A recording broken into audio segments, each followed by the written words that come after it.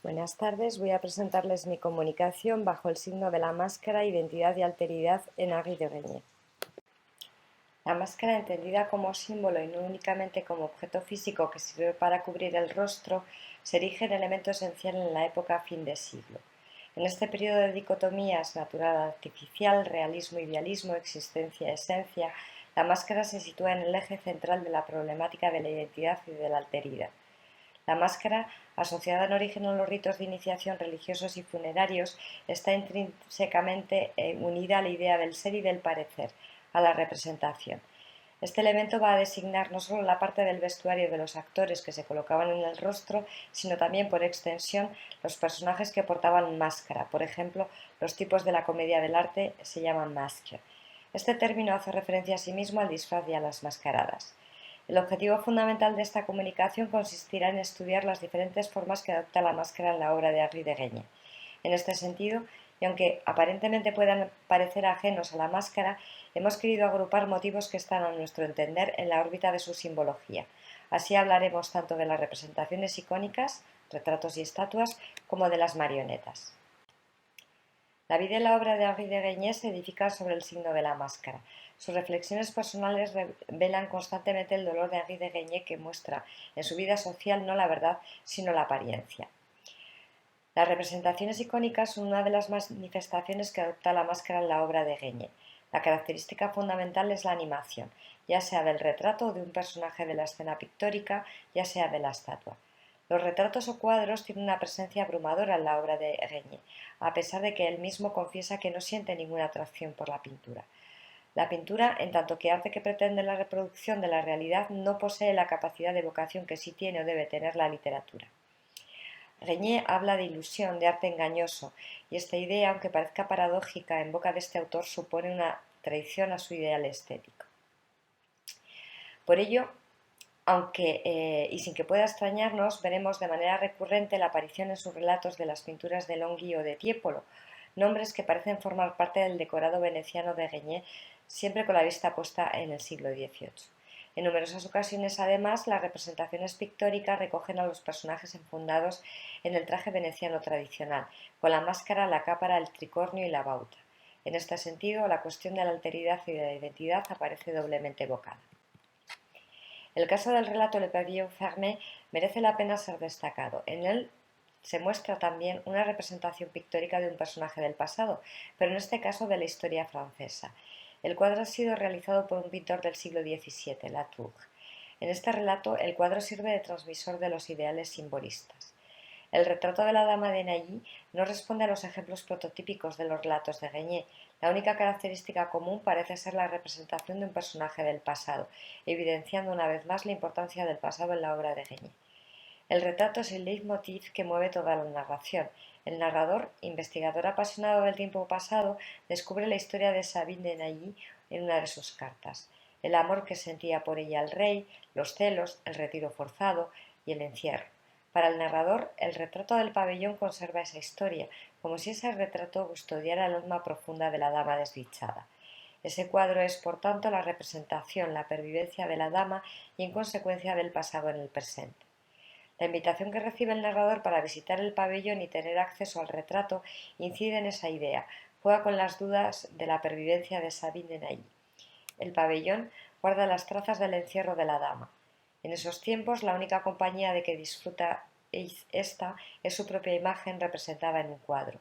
Su entretenimiento consiste en rêver et faire de la musique. Ambas ocupaciones reflejan las teorías idealistas del simbolismo. La música conforma un todo con la poesía que nos permite acceder a la idea. De la misma manera, el sueño nos concede la posibilidad de adentrarnos en las profundidades de nuestro ser y entrever ese otro mundo más allá de la materialidad.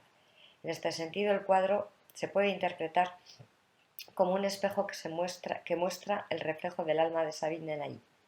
El cuadro, al igual que el pabellón, lleva las marcas del paso del tiempo, de la decrepitud que supone el tiempo presente. Aun así, ese retrato representa la inmortalidad de Sabine de Nailly. La dama se sitúa fuera de las leyes de la naturaleza en cuanto a la caducidad y al paso del tiempo, a pesar de que el fragmento nos diga que la condesa ha muerto 2 veces.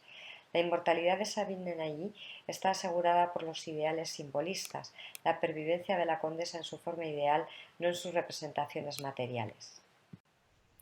Otro tanto ocurre con las figuras escultóricas. Estas aparecen constantemente en la obra de Regnier. Su obra poética adolece en muchas ocasiones de un abuso de la descripción de estos elementos. Al contrario de lo que ocurre con la pintura, Regnier sí siente cierta querencia por la escultura, por las figurillas. En el relato que vamos a analizar a continuación, la aparición de una escultura está caracterizada por lo que llamaremos animación de la estatua, cuyo tratamiento, al igual que en el caso de la animación de una representación pictórica, está condicionado por las teorías estéticas simbolistas. Le Heurtoir Vivant pone en escena a un personaje protagonista y narrador de la historia, de personalidad nerviosa y alma sensible, que mira hacia su interioridad y que vive en soledad. Su espacio personal es su casa natal. Esta representa su intimidad y reproduce los símbolos más queridos de Henri de Regnier y de la estética simbolista: pasillos laberínticos, espejos, conchas marinas. Este espacio interior se dobla de un espacio exterior, los jardines de la casa, adornados con una gran profusión de estatuas y que representan los animales mitológicos de simbología especial en Regnier, fundamentalmente el fauno y el centauro, asociados ambos con la sexualidad y el erotismo. Esta interpretación supone una anticipación de la tonalidad y de la temática del relato. El jardín se completa con un estanque coronado por la estatua del hombre desnudo en el centro, que supone un reflejo del narrador. La estatua está rodeada por agua, aislada, así como el narrador aparece perdido en un comportamiento narcisista, sin signo de apertura al otro. Su residencia es la representación de su psique, la casa y el jardín son la imagen de su morada mental. El narrador vive solo consigo mismo, perdido en su laberinto interior, solo con su propio reflejo. Los objetos que posee son símbolos y sirven de enlace con el alma. Son los conectores que le transportan hacia su auténtico ser. La frontera entre la casa y el exterior, entre su conciencia y el otro, está marcada por el llamador que representa el busto de una mujer. De repente tiene lugar un suceso inesperado. Una mujer, sin nombre ni descripción, aparece, pasa delante de las ventanas. Una mirada basta para subyugar al narrador. La aparición de esta mujer supone el acercamiento al otro. A pesar de haber vivido siempre encerrado en sí mismo, el narrador se deja llevar y sigue a la mujer desconocida y misteriosa con la que por fin vive. Esta apertura está llena de contradicciones, de momentos de extrema felicidad y también de momentos de crisis y de desesperación. El amor es el elemento conductor, pero el problema es la mala comprensión de este sentimiento, la perversión del amor que se torna en obsesión y en violencia. La apertura al otro a través del amor no funciona, como ocurre en otros relatos del autor. La imagen de la mujer misteriosa se torna en elemento destructor, en ángel de la muerte. Los celos comienzan a dominar la relación en lugar de la pureza de un sentimiento verdadero. Así asistimos a una escena de violación marcada por los colores glaucos y las texturas viscosas. El narrador está poseído por una pasión desmedida, perversa. Los celos han pervertido su relación con el otro y le conducen al asesinato. La escena es de gran violencia y demuestra la falta de control del protagonista, que actúa movido por un impulso que le domina sin posibilidad de salvación. Esta escena además muestra un gran erotismo y al mismo tiempo se centra en la expresión desencajada de la mujer misteriosa. Después de este episodio, el narrador vuelve a casa, al encierro, a la soledad. La experiencia de la apertura al otro no ha tenido éxito y el personaje se vuelve hacia sí mismo. En ese instante reconoce la figura del llamador. Es la mujer misteriosa, responsable de su felicidad, pero también de su desgracia. La simbología es notable. El llamador parece representar a ese otro que llama a la puerta, que quiere formar parte de nuestra identidad. El protagonista, por su parte, no ha sido capaz de encontrar el equilibrio entre su yo y la parte exterior, el otro que todos tenemos que encontrar. El siglo XIX, como consecuencia de las ideas románticas, retoma el interés por el teatro de marionetas después de siglos de desprestigio. A partir de la segunda mitad del siglo, el interés de la marioneta se acentúa, como demuestra la publicación de la ambiciosa obra de Charles Magnan sobre la historia de la marioneta en Europa o la posterior publicación de Ernest Mandron sobre marionetas y guiñoles, que parte de las informaciones aportadas por Magnan. La época fin de siglo va a mostrar un interés notable por la marioneta y el teatro. Junto a una novedosa visión de la escena teatral, tendremos también un gusto muy acentuado por las máscaras de la comedia del arte, a las que dotará de un significado simbólico. El teatro simbolista, bajo el que subyace un rechazo al teatro burgués y realista, va a impulsar otra visión de la marioneta, alejada de la tradición de la comedia del arte. La marioneta se convierte en un símbolo capaz de expresar el ideal simbolista. Si bien la concepción del símbolo en Henri de Guigné le conduce a aceptar los planteamientos del teatro simbolista, no es menos cierto que su pasión por Venecia y el carnaval, así como su admiración por el teatro de Molière, le llevan a sentir una predilección por las marionetas que representan los personajes de la comedia del arte. En Marcelino la Punition Fantastique, el desarrollo de la historia gira en torno a un teatro de marionetas, que son símbolos que nos permiten acceder al ideal. Este relato comienza y termina en Venecia, que a pesar de no ser el escenario principal del relato, sí representa simbólicamente el espacio fundamental sobre el que pivota la acción. La pintura de los personajes posee una importancia capital para la comprensión del papel que juegan las marionetas en el mismo.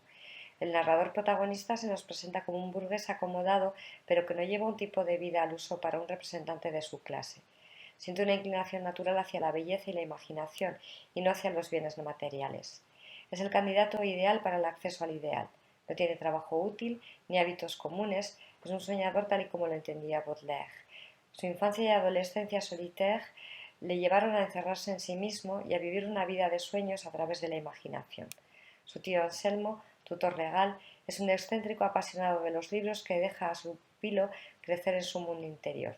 Se perfilan así las figuras del tío y del sobrino como las de una imagen y su reflejo. Ni la utilidad práctica de las cosas ni el materialismo les preocupan.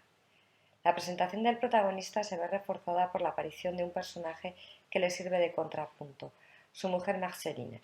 Esta figura encarna lo opuesto al personaje. Guigné realiza la caracterización de este personaje a partir de una situación concreta en la que el comportamiento de Marceline refleja los rasgos más significativos de su carácter, logrando así una descripción sutil, eficiente y certera. La situación concreta en la que aparece, la venta de un reloj antiguo de la familia, lleva además implícitas ciertas connotaciones simbólicas como el rechazo por el pasado, el desprecio a lo que no se puede medir o controlar, el apego por la vida presente, la confianza ciega en el progreso, la ausencia de cualquier sentimentalismo. Estos rasgos definitorios del carácter de Marceline entran en conflicto con el carácter que define al protagonista del relato. Son dos personajes antagónicos, cada uno representa simbólicamente los dos pilares sobre los que erige la estructura simbólica del relato. Jacques posee alma de poeta, es idealista y soñador. Marceline encarna el presente materialista que está acabando con el pasado y la poesía, y para la que el ideal significa menos que nada. Como personajes antagónicos, la actitud de cada uno de ellos ante sus diferencias es opuesta. La solución que encuentra el narrador protagonista es volver a sus ensoñaciones, replegarse en su mundo interior. El teatrillo de marionetas será su escapatoria y las marionetas sus confidentes. La solución que encontrará Marceline a las inclinaciones de su marido será la venganza más cruel, la destrucción de su espacio íntimo, su lugar de preferencia para la ensoñación desde su más tierna infancia, su casa, la Troublerie. La ciudad de Venecia, concebida por el narrador en un primer momento como un espacio salvador, representa más bien el lugar de conflicto. Será aquí, en un anticuario, donde el narrador encuentre el teatro de marionetas fatídico. La descripción del teatro y de cada una de las marionetas es muy detallada, lo que demuestra realmente la importancia y el carácter simbólico de este motivo. Primero asistimos a la presentación del teatro con su nombre y su decorado, que reproduce los lugares emblemáticos de Venecia. El teatro es, a los ojos del protagonista, ese objeto mágico y misterioso, ese elemento que no puede ser aprehendido mediante los parámetros habituales de la percepción. Este largo preámbulo sirve de preparación para la descripción de las marionetas. Todas ellas llevan los trajes tradicionales de los personajes de la comedia del arte. Los rasgos típicos de estos personajes parecen haber sido conservados en sus miniaturas. Además, muy en el gusto de Guigné, estos personajes están acompañados de otras marionetas que representan a tres venecianos ataviados con su traje tradicional, cuyo ornamento más representativo es también la máscara. La máscara y Venecia son uno y además son dobles, como demuestra la presencia en el centro de esta asamblea de otro personaje destacado que no forma parte de la troupe, el centauro. Este animal, emblema de la poética de Guigné, es un ser doble, que tiene además la particularidad de poseer el pelaje blanco y negro, otra manifestación más de la unión de contrarios, y que refuerza las pistas sobre la naturaleza de las figuras del teatrillo. Así, ante los planes de Marceline, los personajes del teatro cobrarán vida y salvarán al protagonista a la vez que castigan a Marceline. La transformación tiene lugar, los muñecos parecen haber cobrado vida. No solo cobran vida, sino que adoptan un tamaño natural. Primero el centauro, luego las demás marionetas. Todas las dudas del protagonista ante lo que está contemplando parecen resolverse cuando escucha hablar a las marionetas. Las palabras de Arlequín, que se convierte en porte-parole de Regnier, son la verbalización de los anhelos del poeta simbolista, que aún ha pasado y ensoñación para acceder al ideal. Marceline, sin embargo, es transformada en una marioneta. Ella no accede, muy al contrario, pierde su condición humana para convertirse en un objeto. Como no tenía alma ni sentimientos que le guiaran en su conducta, queda reducida a lo que más apreciaba, un objeto material. Además, ironías del destino, capricho, justicia divina, un objeto sin utilidad. Aquello que más odiaba en el mundo, un objeto con el que distraerse, dejar volar la imaginación y librarse a la ensoñación. El final plantea la posibilidad de que todo haya sido un sueño y que nada de lo narrado haya pasado. Esta rêverie puede interpretarse como un aviso que, a modo de sueño premonitorio, advierte a los personajes de lo que puede ocurrir si Jacques compra el teatrillo. La máscara es un símbolo que refleja la dualidad del ser humano. De igual manera representa el complejo juego entre la apariencia y la realidad, lo que mostramos y lo que somos en realidad. En Henri de Regnier la máscara reviste diversas formas. En los relatos que hemos analizado hemos establecido por una parte las representaciones icónicas y por otra las marionetas. Los relatos Le Pavillon Fermé y Le Heurtoir Vivant presentan como rasgo esencial una representación icónica, ya sea un retrato, ya sea una escultura, que cobran vida y se animan, manifestándose así como ejemplo prototípico de alteridad. En Marceline o la punición fantastique hemos observado cómo estas marionetas, reproducciones de los personajes de la comedia, se han revestido de un significado especial y se han convertido en símbolos que reflejan el ideal estético del autor.